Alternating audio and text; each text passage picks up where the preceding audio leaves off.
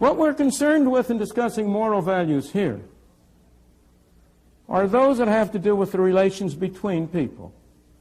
It's important to distinguish between two sets of moral considerations. The morality that is relevant to each of us in our private life, how we each individually conduct ourselves, behave. And then what's relevant to systems of government and organization are the relations between people.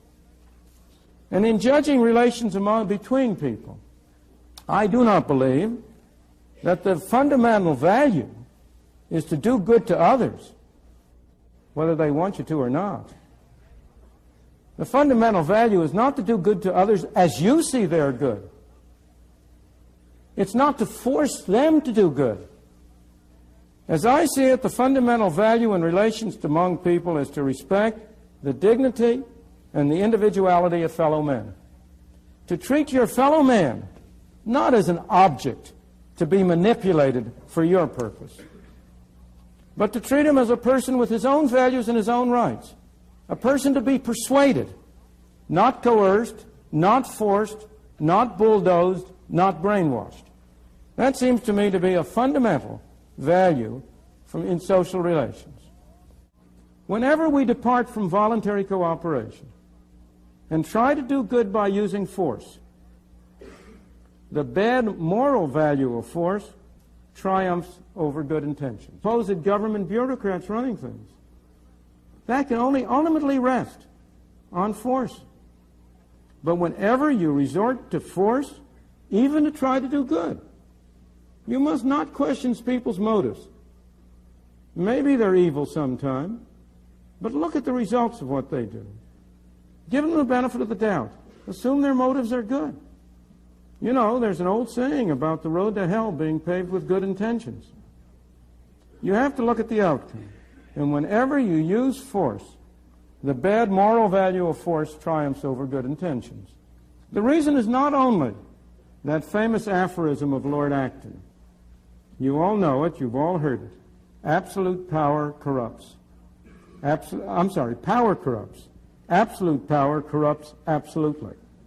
That's the whole aphorism. That's one reason why trying to do good with methods that involve force lead to bad results. Because the people who set out with good intentions are themselves corrupted. And I may add, if they're not corrupted, they're replaced by people with bad intentions, who are more efficient at getting control of the use of force. But also, the fundamental reason is more profound. The most harm of all is done when power is in the hands of people who are absolutely persuaded of the purity of their instincts, and the purity of their intentions. Thoreau said that philanthropy is a much overrated virtue. Sincerity is also a much overrated virtue. Heaven preserve us from the sincere reformer who knows what's good for you and by heaven is going to make you do it whether you like it or not. That's when you get the greatest harm done. I have no reason to doubt that Lenin was a man whose intentions were good. Maybe they weren't. But he was completely persuaded that he was right, and he was willing to use any methods at all for the ultimate good. Again, it's interesting to contrast the experience of Hitler versus Mussolini. Mussolini was much less of a danger to human rights because he was a hypocrite. Because he didn't really believe what he was saying. He was just in there for the game. He started out as a socialist. He turned to a fascist. He was willing to be bribed by whoever would bribe him the most. As a result, there were at least some protections against his arbitrary rule. But Hitler was a sincere fanatic. He believed in what he was doing, and he did far greater harm.